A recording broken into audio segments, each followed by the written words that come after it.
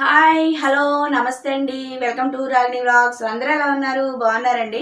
ఈరోజు వీడియోలో నేను చాలా టేస్టీగా మృదువుగా ఉండే దోశలనండి లేదంటే ఆపాలనండి ఏదైనా సరే టేస్టీగా ఉంటాయన్నమాట. ఇప్పుడు ఎలా చేయాలో చూపించేస్తా ఈ వీడియోలో, వచ్చేయండి. ఈ ఆపాలకి లేత కొబ్బరి ఉండాలండి. నేనైతే లేత కొబ్బరి తీసుకున్నాను. ఒక గిన్నెలోకి వేసేసుకుందాం. తర్వాత బియ్యాన్ని శుభ్రంగా 4-5 సార్లు కడుక్కోవాలండి. ఒక డబ్బాడు తీసుకున్నాను నేను బియ్యం. ఈ ఉదయాన్నే నానబెట్టేసుకోవాలన్నమాట అండి రైసు. ఎంత బాగా నానితే అంత బాగుంటాయి దోశలు. శుభ్రంగా 4-5 సార్లు శుభ్రంగా కడిగేసేసుకుని, బాగా నానిపోయాక కడిగినా ముక్కలుగా అయిపోద్దండి. ముందుగానే నీట్గా కడిగేసేసుకుని పెట్టుకోవాలి. తర్వాత మళ్ళీ ఈవినింగు చూపిస్తున్నానండి మీకు. ఈవినింగు మళ్ళీ 2-3 సార్లు కడిగేసుకుని మిక్సీ జార్లోకి వేసేసుకోవాలి.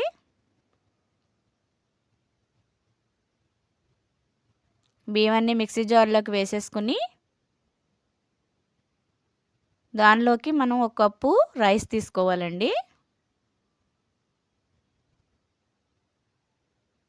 1 కప్పు రైస్ని ఆ బియ్యంలోకి వేసేసుకోవాలి. అలాగే మనం తీసుకున్న లేత కొబ్బరి ఉంది కదండి, అది కూడా వేసేసుకోవాలి.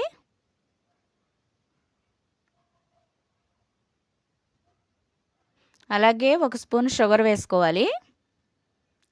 ఈ షుగర్ వేయటం వల్ల ఏంటంటే మరీ పులుపు రాకుండా అట్లు నీట్గా బాగుంటాయండి. ఎందుకంటే తెల్లవార్లు నానాలి ఈ పిండి. అందుకని 1 స్పూన్ షుగర్ వేసుకున్నాం అనుకోండి, పులుపు అనేవి లేకుండా బాగుంటాయి టేస్టీగా. మెత్తగా మిక్సీ పట్టేసుకోవాలండి పిండిని. చూడండి, మెత్తగా ఉండాలి పిండి.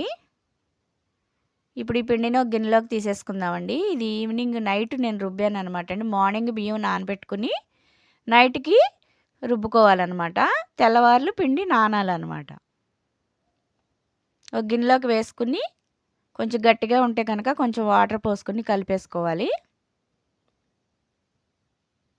అనుకోండి, అలా వీడియోలో చూపిస్తున్నట్టు అలా పలుచగా కలిపేసుకోవాలి.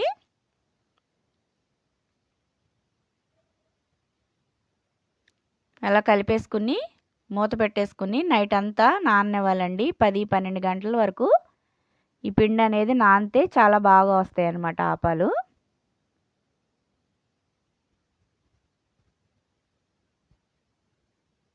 పిండిని పక్కన పెట్టేసుకుందామండి. తర్వాత మార్నింగ్ చూపిస్తున్నానండి మీకు. చాలా బాగా పొంగిందండి పిండి. చూడండి, వీడియోలో చూపిస్తున్నాను చూడండి ఎలా వచ్చిందో. చాలా బాగా పొంగిందండి పిండి అయితే. కొంచెం గట్టిగా ఉందండి. ఇప్పుడు దీనిలో కొంచెం వాటర్ పోసుకుని కొంచెం పలచగా కలుపుకోవచ్చు. తగినంత సాల్ట్ వేసుకుని కొంచెం వాటర్ పోసుకొని కలుపుకుందాం.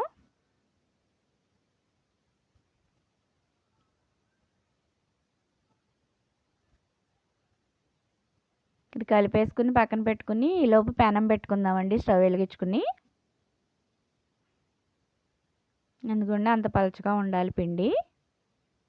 కొంచెం ఆయిల్ వేసుకుని చక్కగా మొత్తం పెనం అంతా స్ప్రెడ్ చేసుకోవాలి ఆయిల్ని. ఇప్పుడు వేసేసుకుందాం ఆపాలు. ఇవి కొంచెం 1.5 గరిటె వేసుకుని మరీ తిప్పేయకూడదండి. అలాగా వేసి మూత పెట్టాలి. ఇది సిమ్లో పెట్టి మగ్గనివ్వాలండి ఇవి. అప్పుడే టేస్ట్ బాగుంటాయి. గబగబా హైలో పెట్టేసి వేసేయకూడదు, సిమ్లో పెట్టుకుని వేసుకోవాలి.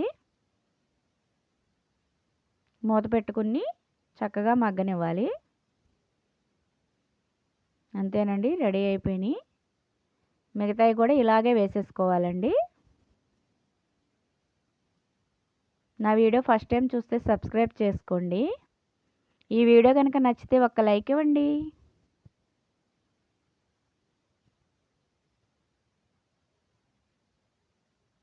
మిగతా అన్ని ఆపాలన్నీ ఇలాగే వేసేసుకోవాలండి.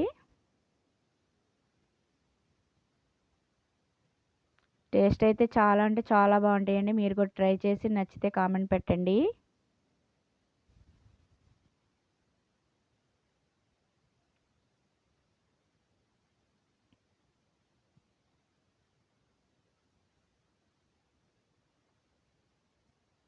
దీనిలోకి పల్లీ చట్నీ కానీ కొబ్బరి చట్నీ కానీ చాలా అంటే చాలా బాగుంటుందండి.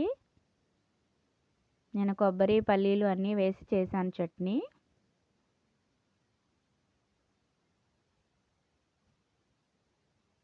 ఇప్పుడు ఇవి టేస్ట్ ఎలా ఉన్నాయో కూడా చూసి చెప్తానండి మీకు.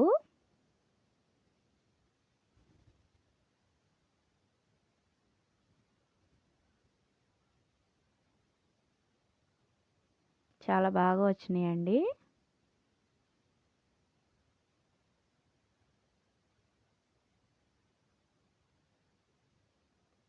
నోట్లో వేసుకుంటే కరిగిపోతాయి అన్నమాట, అంత టేస్టీగా ఉన్నాయి. టేస్ట్ అయితే అదిరిపోయిందండి. చాలా టేస్టీగా ఉన్నాయండి. మీరు కూడా ఇలాగే ట్రై చేసి నచ్చితే కనుక కామెంట్ పెట్టండి. మరి ఈ వీడియో నచ్చితే లైక్ చేసి షేర్ చేసి సబ్స్క్రైబ్ చేయండి. నెక్స్ట్ వీడియోలో మళ్ళీ కలుద్దాం. బాయ్.